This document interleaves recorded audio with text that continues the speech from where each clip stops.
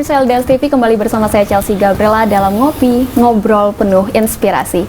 Dan saat ini saya sudah ditemani oleh bintang tamu yang luar biasa, spesial hari ini datang untuk ngobrol-ngobrol penuh inspirasi bersama kita. Ini ada Pak Lukman Joyo Sumarto. Halo Bapak, selamat siang, pagi, malam ya Pak ya.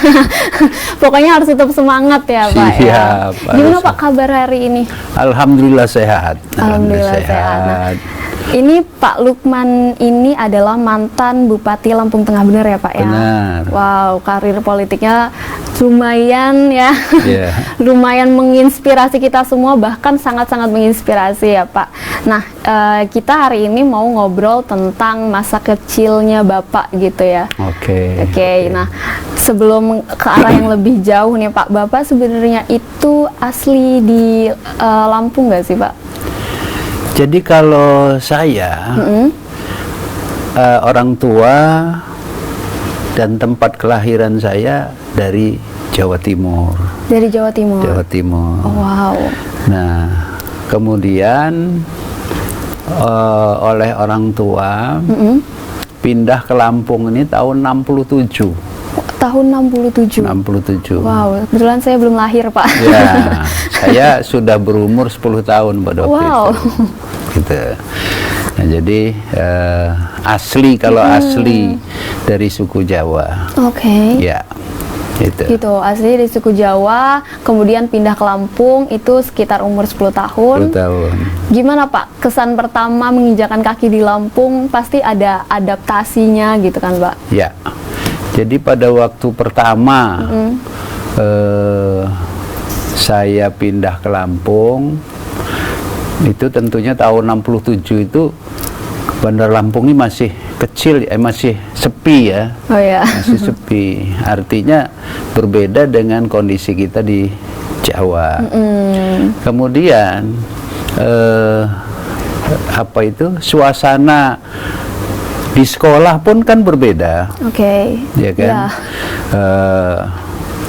Pergaulan, ya tuh. Nah, itu kebiasaan-kebiasaan di Lampung waktu itu belum Bandar Lampung namanya. Oh, Tanjung Karang. Oh, Tanjung Karang. Ya, nah itu. Nah, jadi pergaulan kita kemudian dengan kawan-kawan kan tentunya berbeda ya. Iya. Antara di Jawa dan di Lampung. Tapi alhamdulillah kita bisa cepat untuk beradaptasi dengan rekan-rekan di sekolah. Tapi Bapak mengalami masa-masa yang culture shock banget nggak? Kayak, wah ini ternyata beda banget ya budaya dan kebiasaan orang Lampung dengan orang Jawa gitu. Ya tentu ada. Ada, terutama bahasa ya. Oh ya, bahasa. Iya, bahasa kita pada waktu itu karena masih kecil kan ya, di Jawa bahasa pengantarnya tentunya bahasa Jawa. Iya, betul. Kan gitu. Nah, kemudian sementara kita di sini ya di Lampung dengan bahasa Indonesia. Gitu loh. Nah, ini yang kadang-kadang mengadaptasi ini yang agak lama ya. Iya, betul. Karena kebiasaan umpamanya sesuatu istilah sesuatu kita biasa begini, di sini beda kan gitu. Iya, betul. Nah, itu yang agak lama beradaptasinya. Karena di Jawa bahasa sehari-harinya memakai bahasa Jawa gitu. Kemudian pindah ke Lampung pakai bahasa Indonesia. Kadang temen kita nggak ngerti ya bahasa Jawanya, kita ngomong apa gitu. Istilah, ya, Pak. ada istilah yang kebiasaan di Jawa kita pakai di sini orang nggak tahu. Oh ya. Kan gitu. Kan gitu. Jadi nah itu yang menyesuaikan itu yang agak lama ya, gitu. Kadang-kadang kita keceplosan dengan kebiasaan di Jawa. Gitu. Kadang ada jokes-jokes juga yang nggak nyambung ya Pak ya, yang teman-teman kita nggak ngerti. Betul. Itu. Nah, kalau Bapak sendiri nih anak keberapa sih Pak, dari berapa saudara gitu? Saya 5 bersaudara. Oh, 5 bersaudara. Ya, 5 bersaudara itu kebetulan laki-laki semua nih, 5-5-nya. Oke. Ya. Nah, saya itu anak bungsu, anak kelima. Wow. Gitu. Makanya rumah saya juga nomor 55. Oh gitu. Ya, artinya filosofinya bahwa anak nomor 5 dari 5 bersaudara, kan gitu. Iya. Makanya angka 55 itu saya anggap spesial gitu. Oh gitu, sebagai angka keberuntungan gitu jadinya ya Pak ya. Karena ada filosofinya tersendiri Ada ternyata. filosofinya. Oke. Dan kalau kata orang kalau anak bungsu ini banyak sedihnya katanya Pak. Atau kalau misalkan kakak-kakaknya biasanya cemburu sama anak bungsu karena katanya paling disayang. Betul. Gitu. Kalau Bapak sendiri gimana? Sampai sekarang. Sampai sekarang. Jadi saya kalau kumpul dengan kakak-kakak semua itu, jadi saya nggak pernah jadi orang tua atau dewasa. Oh gitu. iya. Jadi dianggapnya perlakuannya masih seperti anak kecil saya ini. Gitu. Nah itu ada keuntungan dan ada kerugian. Wah, boleh dikasih tahu nih keuntungan Gitu. dan kerugiannya seperti Nah apa nih, Pak? keuntungannya saya mendapatkan perlakuan yang lebih baik daripada yang lain kan. Oh iya. Gitu. Nah kerugiannya suara saya kadang-kadang nggak dianggap gitu loh. Kamu masih kecil. Nah kan gitu. Bahkan sampai udah dewasa masih dianggapnya anak Masih kecil. dianggap anak kecil. Sampai kadang-kadang soal makan aja. Itu dikontrol gitu loh. Ya kan? Dibilang, "Kamu udah makan belum? Makan pakai apa?" Nah. Gitu. Sampai sekarang gitu loh. Oleh kakak-kakak, oleh ayu-ayu ipar itu ya. Itu dari 4 kakak saya itu, istri-istrinya kan deket-deket semua sama saya. Justru saya lebih dekat dengan istrinya daripada dengan suaminya, dengan kakak kandung saya gitu. Oke. Dan kalau sekarang gimana kedekatan Bapak dengan kakak-kakaknya gitu? Sangat dekat saya. Oh gitu. Sangat dekat ya. Artinya kita, dan kebetulan saya sendiri yang sekarang berada di Lampung. Oh, udah pada. Yang lain ada di Pulau Jawa semua. Oh gitu. Di Bogor yang tertua. Terus yang nomor 2 di Jakarta. Kemudian yang nomor 3 di Semarang, nomor 4 di Bekasi. Wow. Gitu loh. Tapi dari semua nih Pak, cerita masa kecil Bapak, apa sih bagian mana sih yang paling berkesan buat Bapak gitu?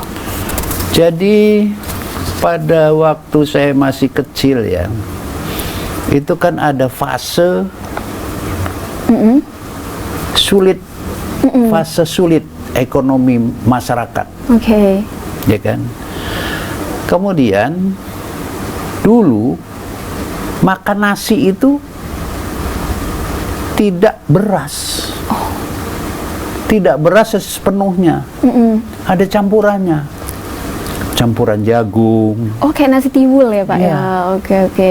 Campuran jagung gitu kan. Jadi buat saya, karena saya anak bungsu saya dan saya nggak mau yang kayak gitu. Jadi khusus saya disediakan oleh ibu itu almarhum. Itu nasi putih bener. Oke, nasi putih. Jadi dibedakan sendiri ya gitu. Tapi setelah ini kita akan bahas lagi lebih lanjut tentang masa kecil Bapak ya. Katanya kalau misalnya di masa remaja nih Bapak katanya agak playboy. Katanya info-infonya kayak gitu ya. Tapi salah satu ini pemirsa LDS TV tetap di Ngopi Ngobrol Penuh Inspirasi.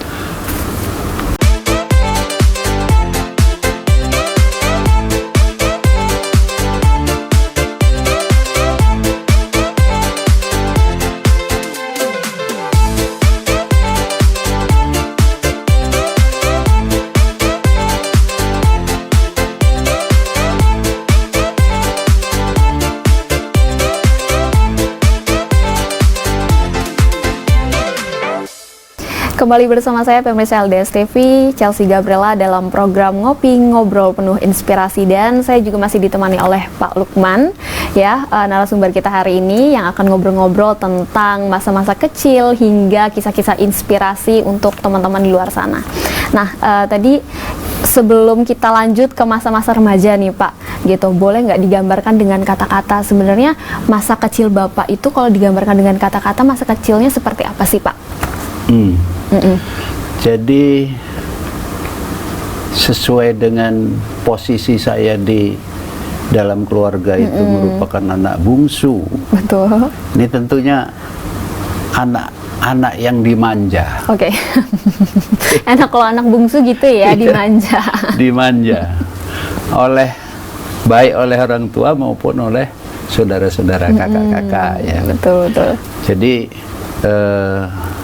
pada waktu saya masih kecil ya, kan suka diganggu juga kan, sama kakak-kakak itu. Dibercandain ya. Ya diganggu lah sampai nangis kadang-kadang itu. Nah, untuk menghindari itu gangguan-gangguan yang membuat kita jadi nangis, apalagi kalau udah nangis pasti ibu tuh manggil, kan, dipanggil, terus pada saat ibu masak, maunya kan, ya ikut di situ gitu loh, di acara ibu itu, kegiatan ibu itu. Makanya saya sampai tua itu senang masak. Oh, karena suka ikut ibu dulu. Karena waktu kecilnya selalu didampingi oleh ibu, gitu loh. Jadi didampingi dan mendampingi karena suka diganggu gitu kan. Karena jarak umur saya ini kan jauh. Ya, Pak, ya? Oke. Dengan yang nomor 4 tuh jaraknya 5 tahun. Dengan nomor 3 jaraknya 5 tahun. Jadi antara saya yang bungsu dengan kakak yang tertua itu jaraknya 17 tahun. 17 tahun. Wow. Gitu. Besar. Makanya betul gitu loh, jauh. Gitu. Jadi kalau diganggu nangis, udah diambil sama ibu masak ya masak, ibu nyuci ya nungguin ibu nyuci gitu. Nah, yang paling berkesan itu adalah masak. Oh gitu. Sehingganya saya sampai sekarang yang namanya masak tuh hobi. Jadi ibu juga di rumah nggak perlu khawatir kalau lagi nggak bisa masak ya Pak ya. Ada bapak yang gantiin masak gitu ya buat anak-anak juga. Dan ya Pak. Masakannya lebih sedap saya daripada mamahnya anak-anak kan gitu. Iya betul. Bahkan kalau dia masak, yang nyicipin pertama itu saya, gitu, untuk membenahi rasa. Oke. Ini juga sekaligus menghancurkan ya gitu stereotip bahwa ya kalau laki-laki itu bukan tugasnya masak, bukan di dapur gitu. Nah ini Bapak juga akhirnya membawa nilai-nilai gitu ya yang baru dengan teori-teori yang baru bahwa kita juga sebagai laki-laki bisa melakukan pekerjaan domestik juga gitu. Akhirnya berbagi peran dengan ibu ya Pak. Ya bukan, soalnya masak itu juga bukan pekerjaan hina loh. Iya tuh. Betul. Nggak ada masalah. Kalau memang kita ibunya istri sedang berhalangan, sakit, apa, ya masaklah. Oke. Kenapa nyuci piring gitu kan? Itu. Iya betul. Dan tadi kita udah bahas tentang masa kecilnya, kemudian sangat menginspirasi sekali. Sekarang kita mau beranjak ke masa remaja gitu. Tadi udah kita spill sedikit ya Pak di segmen sebelumnya bahwa katanya Bapak ini desas-desusnya playboy dulu. Ini bener nggak Pak dulu playboy? Ya kalau dibilang playboy itu kan kesannya negatif ya. Iya. Kesannya negatif. Tapi kalau banyak pacar ya. Oh, banyak pacar, tapi bukan playboy ya, Pak? Playboy. Okay. Soalnya kalau playboy itu kerjaannya merusak. Oh, betul. Gitu. Ini enggak, gitu loh. Jadi kalau banyak pacar ya. Pada waktu SMA itu saya pernah punya pacar tuh 3. Wow. Dalam banyak satu sekolahan ini, dalam satu sekolahan. Tapi antara 1, 2, 3 ini enggak saling tahu. Oke. Padahal dia orang ini juga berkawan dekat. Berkawan dekat. Berkawan dekat gitu loh. Jadi itu salah satu keunikannya ya. Maka saya pun karena anak saya juga laki-laki semua 3. Yeah. Saya katakan, kamu jangan pacaran dengan 1 orang. Pacaran dengan banyak orang, tapi 1 yang harus kamu pegang adalah jangan merusak. Kan gitu, jangan merusak. Kamu untuk pembanding, ya kan? Mencari yang terbaik ya Pak. Mencari yang terbaik. Jadi kalau kamu sudah menjatuhkan si A, berarti itu adalah teman hidupmu sampai dengan akhir hayat. Kan gitu. Jangan berbalik. Kan banyak nih. Iya. Ya bukan kita ini orang ya. Waktu mudanya setia banget punya satu pacar. Giliran sudah berumah tangga, pacaran lagi dengan yang lain kan. Nah, itu yang nggak boleh ya Pak ya. Itu makanya puas-puaskanlah pada masa waktu muda, remaja, gitu. Pada waktu remaja puas-puaskanlah. Berarti kita mempelajari, oh ini si A ini tabiatnya seperti ini, karakternya seperti ini, yang ini begini, yang ini begini. Nah, yang paling cocok sama kita yang mana kan gitu. Itulah tujuannya seperti itu. Maka saya menyarankan kepada anak-anak itu pacaranlah yang banyak. Gitu. Gitu ya Pak. Ini buat teman-teman juga di luar sana yang mau belajar untuk mencari yang terbaik ya Pak. Bukan playboy, kita cuma mencari yang terbaik. Betul. Kalau playboy itu merusak, kan gitu. Yes. Gitu. Nah selain itu nih Pak, selain mencari yang terbaik dengan pacar banyak gitu ya Pak ya. Tapi Bapak juga pernah ikut tawuran nggak? Kalau misalnya sekarang kan banyak banget nih anak-anak remaja yang akhirnya ikut tawuran. Kalau Bapak dulu pernah juga? Jadi kalau dibilang pernah, dibilang enggak juga enggak. Waktu itu bukan juga tawuran, karena ada kawan, ya kawan pada hari Minggu jalan-jalan nih, dengan pacarnya goncengan naik motor, ya kan, ke Pasir Putih. Oh, wow. Nah di jalan itu diganggu sama serombongan orang, anak-anak juga, anak muda juga kan, diganggu di jalan. Nah, salah satu di antaranya atau beberapa di antaranya itu dikenal bahwa itu sekolahnya di SMA Saperius Pahoman, gitu loh. Nah, terus pada waktu hari Senin sekolah ngomong-ngomong. Nah, terus kita sepakat untuk nyerang. Luar biasa. Ternyata Pak Lukman juga mengalami masa-masa itu gitu ya, gitu. Nyerang aja udah.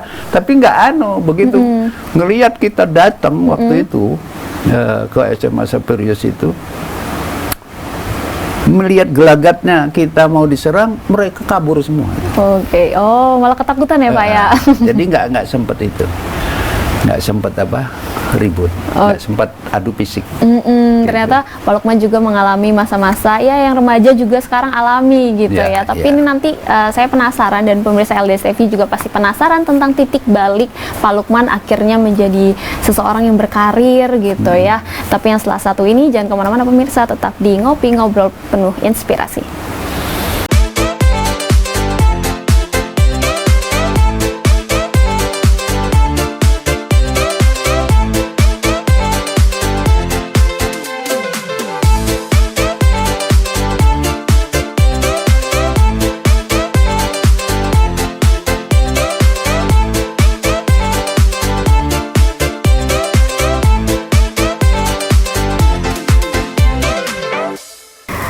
Halo pemirsa LDS TV, kembali bersama saya Chelsea Gabriela dan di sini di Ngopi Ngobrol Penuh Inspirasi saya juga masih bersama dengan Pak Lukman ya. Kisah-kisah penuh inspirasi yang tadi sudah diceritakan juga. Ternyata Pak Lukman juga mengalami masa remaja yang sama dengan masa remaja anak-anak zaman sekarang ya Pak ya, gitu. Tapi saya penasaran nih, pemirsa LDS TV juga pasti penasaran tentang titik balik Pak Lukman akhirnya berkarir gitu di pemerintahan ya Pak, betul gitu. Tapi sebelum itu, sebelum berkarir di pemerintahan seperti apa sih Pak kisahnya, boleh diceritain nggak ke pemirsa? Oke. Jadi begini, Chelsea, saya tamat SMA zaman dulu. Tamat SMA itu tujuannya adalah kuliah di Jogja. Wah. Iya kan? Iya. Semua apa itu anak-anak tamatan SMA itu selalu berkeinginan untuk kuliah di Jogja. Nah, kebetulan pada waktu itu saya habis ujian, saya sakit. Sakit usus buntu. Karena kecapean, Pak? Bukan karena kecapean, karena kebanyakan makan rambutan. Gitu kan? Nah, jadi akhirnya saya nggak bisa mengikuti Cipenmaru pada waktu itu. Dan udah, jadi saya jadi pengangguran. Setelah SMA saya pengangguran. Nah, kemudian ada bukaan APDN dulu. APDN itu selalu di pertengahan tahun, gitu. Kalau universitas penerimaan mahasiswanya itu Januari, APDN itu Juni. Gitu. Nah, akhirnya oleh kakak saya waktu itu yang tertua, dia bilang, "Loh, kamu coba sambil nunggu tahun depan, kamu kalau masih tetap mau ke Jogja, kamu ikut tes dulu di APDN." Kan gitu. Nah, sudah ikut saya tes. Dan jarang sekali yang sekali tes itu harus diterima. Kebetulan saya ikut tes sekali itu terima. Emang rezekinya ya, Pak, ya, ternyata. Gitu. Nah, sudah, akhirnya saya ya sudah 6 bulan kita kuliah di APDN, ya sudah menyatu gitu kan. Akhirnya saya tetap di APDN. Setelah tamat APDN, waktu itu ada kelebihan kuota. Gitu, kelebihan kuota sehingga tidak bisa diangkat.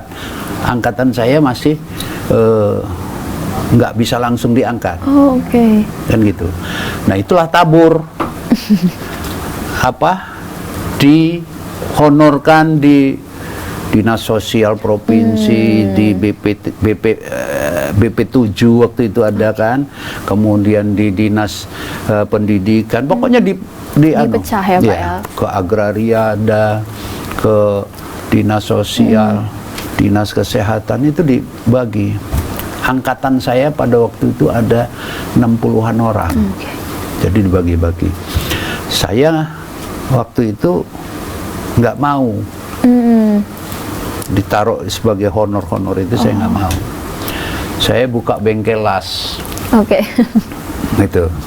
Saya buka bengkel las, las mobil itu, macet.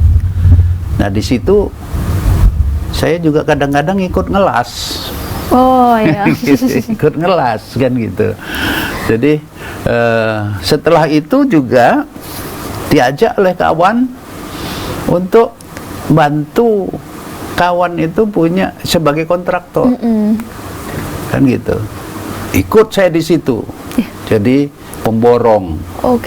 Kan gitu. Nah, saya pernah mengerjakan bangunan SD, dulu SD Impres ya.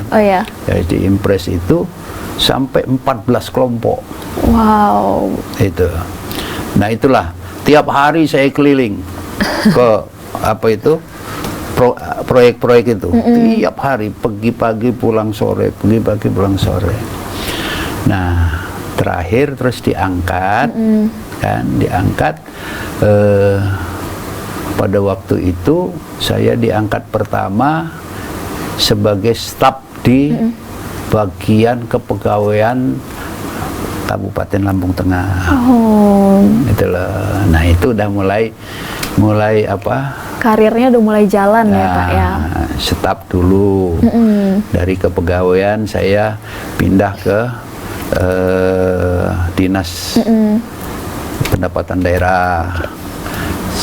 Terus pindah lagi ke bagian Kesra. Saya dulu jadi Kasubag Pendidikan dan Agama, yang ngurusin haji-haji itu. Dari situ pindah lagi ke Dinas Sosial. dari dinas sosial saya terus ke jadi sekcam, sekretaris camat dulu di Punggur, Kecamatan Punggur. Hampir 4 tahun saya di situ, terus pindah lagi ke bagian otonomi kampung, Otkam dulu. Oh. Nah, di situ dari situ saya pindah lagi jadi camat. Camat pertama saya di Kecamatan Trusanunyai. Wow. Dari Camat Trusanunyai pindah lagi ke Kecamatan Seputih Agung. Dari Camat Seputih Agung pindah lagi jadi kepala bagian otonomi kampung. Dari situ pindah jadi kepala kantor Kesbangpol dan Linmas dulu. Itu. Nah, dari situ terus saya jadi staf ahli Bupati. Staf ahli Bupati.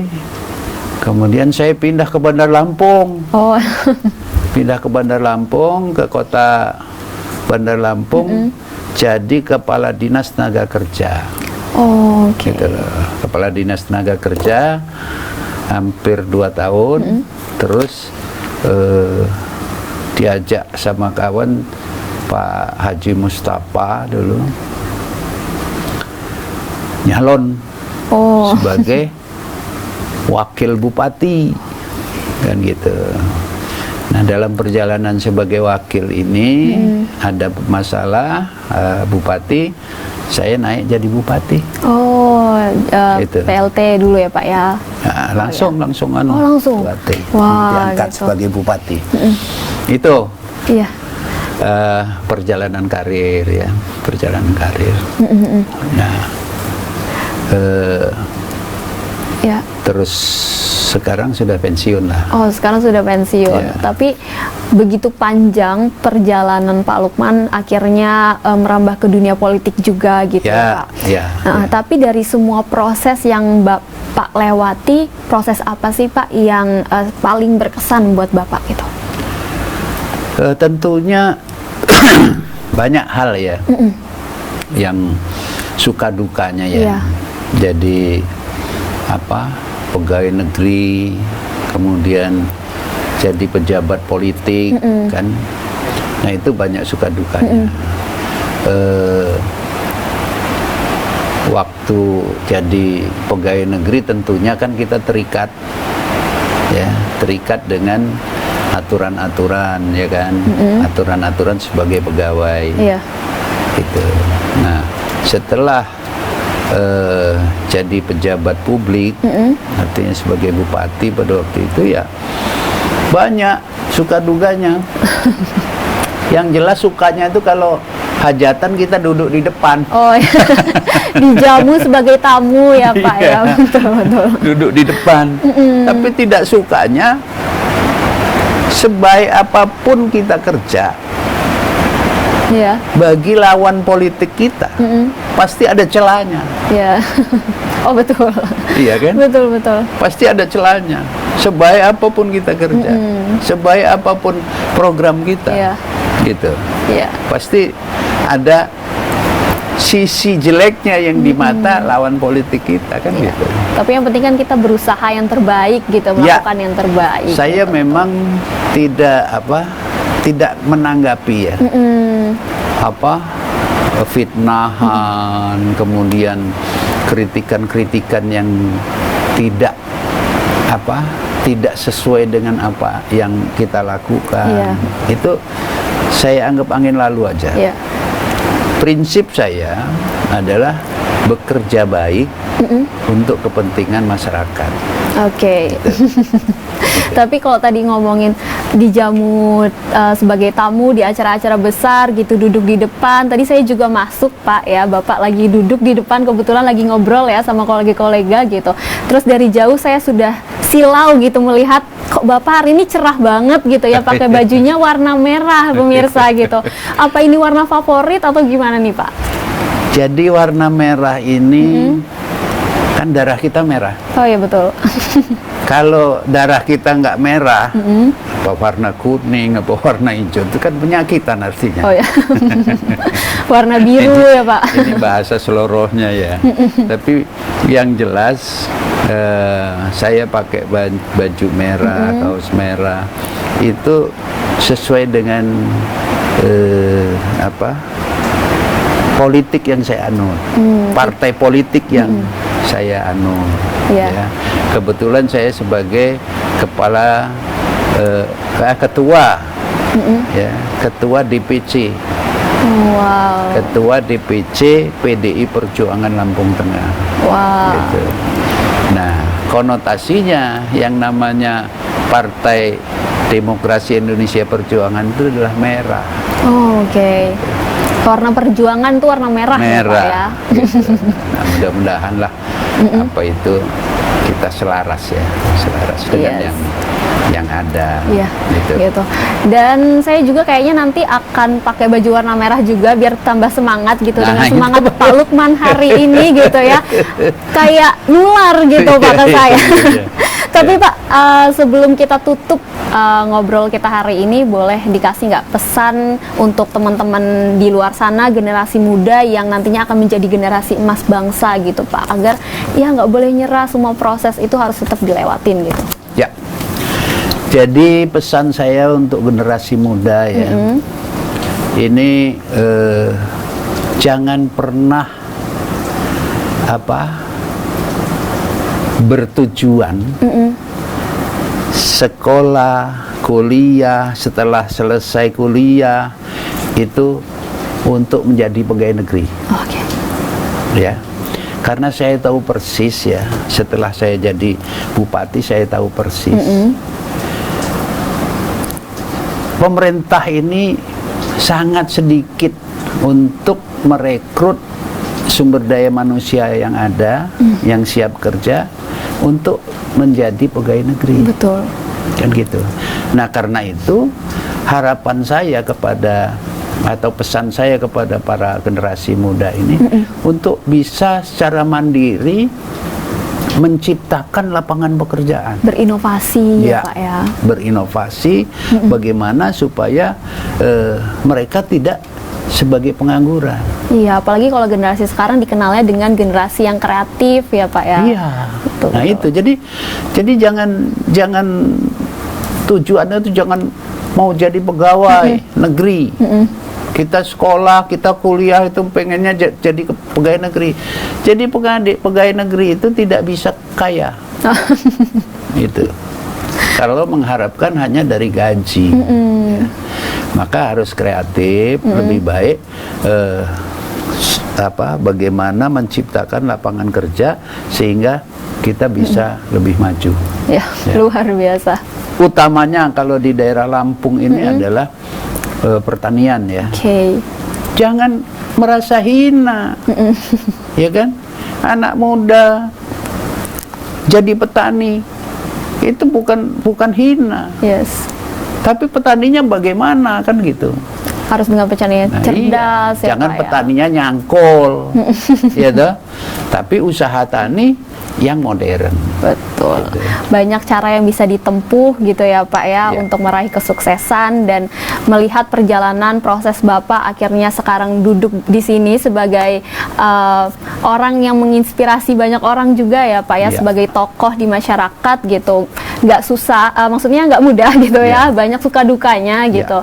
Tapi satu yang bisa kita ambil hari ini pemirsa, bahwa hasil itu tidak akan mengkhianati proses gitu. Proses yang kita lewati pasti hasilnya juga akan baik kalau di proses itu kita juga melakukan dengan baik ya Pak ya gitu.